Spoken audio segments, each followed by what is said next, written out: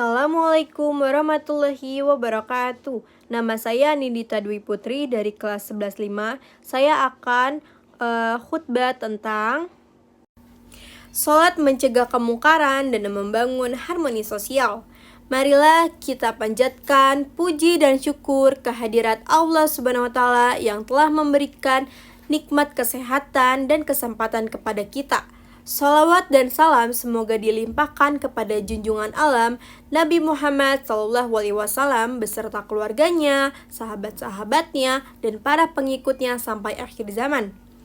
Islam adalah agama terakhir dibawa oleh Nabi besar Muhammad SAW sebagai penyempurnaan ajaran-ajaran agama yang dibawa oleh para nabi sebelumnya.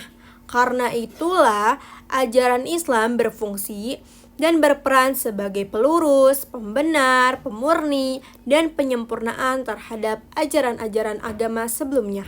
Sebagaimana firman-Nya, Bismillahirrahmanirrahim, wa anzalna ilaika kutiba bihaqqo musaddaqo lima baina yadaihi minal kitabi wa muhaimin alaih. Islam datang dengan membawa indahnya kesempurnaan tatanan hidup, baik dalam kaitannya dengan hubungan manusia dengan pencipta atau hablum minallah, maupun dalam tatanan hubungan antar sesama manusia atau hablum minan nas. Di antara manifestasi hubungan antara khalik dengan makhluk atau hablum minallah adalah ibadah sholat yang diwajibkan oleh Allah Subhanahu wa taala. Dalam Al-Quran ada dua kualifikasi orang-orang yang melaksanakan sholat, yaitu khosyi'un dan sahun. Khosyi'un adalah orang-orang yang sholatnya khusyuk, niatnya ikhlas, caranya benar, sikap hidupnya tegas, suka kerja keras, dan benteng pertahanan, penangkalan maksiatnya handal, memiliki pengaruh bagi pencegahan perbuatan keji dan mungkar, serta dapat menempa pribadinya sehingga memiliki kesolehan individual dan kesolehan sosial. Karena sholat yang dilaksanakan secara berkesinambungan dan khusyuk sesuai dengan tuntunan Allah dan Rasul-Nya, pasti akan mencegah pelakunya untuk terjerumus ke lembah kekejian dan kemungkaran karena kemampuannya dalam mentransformasi nilai-nilai sholat. Orang yang mengingat Allah hatinya akan tenang, jiwanya bersih, dan dia akan terpelihara dari kedurhakaan, kedurjaan, dan perbuatan dosa. Sedangkan sahun adalah orang-orang yang lalai dalam sholatnya, yang selalu memamerkan kebaikannya, mengharapkan pujian dan sanjungan. Tidak memiliki kepedulian, sikap hidupnya pemalas, menghindari kerja keras, lebih menyukai pemberian daripada memberi, egois dan tinggi hati. Dalam surat Al-Ma'un ayat 4-7, Bismillahirrahmanirrahim, fawailul lil musallin allazina hum an salatihim sahun allazina hum yura'un wa yamna'unal ma'un. Artinya, maka kecelakaanlah bagi orang-orang yang sholat, yaitu orang-orang yang lalai dari sholatnya, orang-orang yang berbuat riya dan enggan menolong dengan barang berguna. Dalam Islam, sholat merupakan salah satu media komunikasi langsung antara seorang hamba dengan sang Khalik yang tidak memerlukan perantara. Tidak ada penghalang apapun untuk dapat didirikannya, karena setiap kita memiliki dimensi ketuhanan yang bersemayam di hati yang perlu terus disucikan dengan berbagai ibadah, seperti sholat. Sholat adalah bentuk hubungan universal dan integral antara gerakan hati, lisan, dan anggota badan untuk menumbuhkan sinergi positif. Sholat juga melatih diri untuk hidup selalu isti'anah atau memohon pertolongan hanya kepada Allah, atau istiqomah selalu konsisten dalam sikap, ucapan, dan perbuatan, dan istihah atau mengerahkan kemampuan yang optimal untuk melaksanakan ibadah kepada Allah.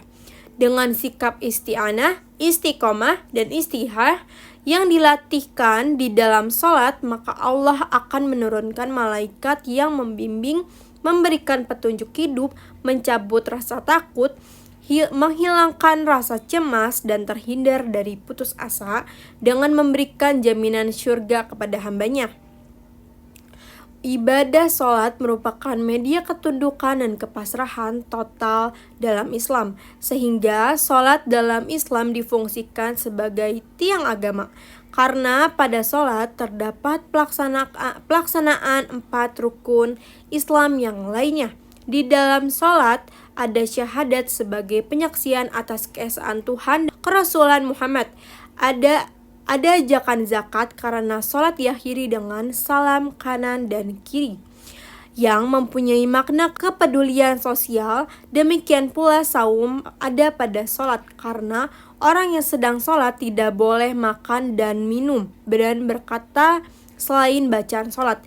Dan di dalam sholat juga ada pelaksanaan ibadah haji karena sholat tidak sah tanpa menghadap kiblat.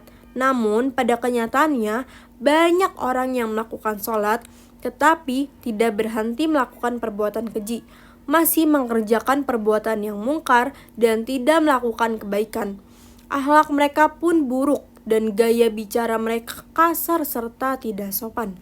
Hal itu tiada lain karena sholat mereka dilaksanakan asal-asalan dan tidak khusyuk, sehingga belum berpengaruh positif dan berperan aktif bagi penanggulangan kejahatan dan sifat-sifat kejelekan serta perbuatan kenistaan dan kemungkaran. Kenyataan mereka membuktikan bahwa orang yang menegakkan sholat dengan benar dan khusyuk adalah orang yang paling minim melakukan tindakan kemaksiatan dan kriminal. Ujian dan cobaan Allah terhadap hambanya terbagi ke dalam 2 bagian, yaitu ujian dalam bentuk kebaikan dan ujian dalam bentuk kejelekan. Ujian dalam bentuk kebaikan yaitu dengan diberikannya nikmat, kesejahteraan, dan kebahagiaan. Sedangkan ujian kejelekan berupa malapetaka, musibah, kesengsaraan, dan lain sebagainya. Dalam surat Al-Anbiya ayat 35.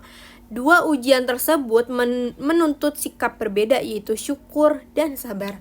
Akan tetapi persoalannya tidak mudah karena manusia memiliki kecenderungan ingkar dan sombong pada saat ia meraih nikmat dan berkeluh kesah pada saat ia terkena musibah. Dari sini dapat dilihat kualitas sholat seseorang. Jika masih ada orang yang sholat tetapi ia masih suka berbuat maksiat, sombong, angkuh, dan hidupnya tenang, penuh dengan kegundahan dan kegalauan, serta selalu berkeluh kesah, berarti sholatnya belum berpengaruh kepada dirinya. Sekian khutbah saya. Mohon maaf jika kalau ada salah kata. Wassalamualaikum warahmatullahi wabarakatuh.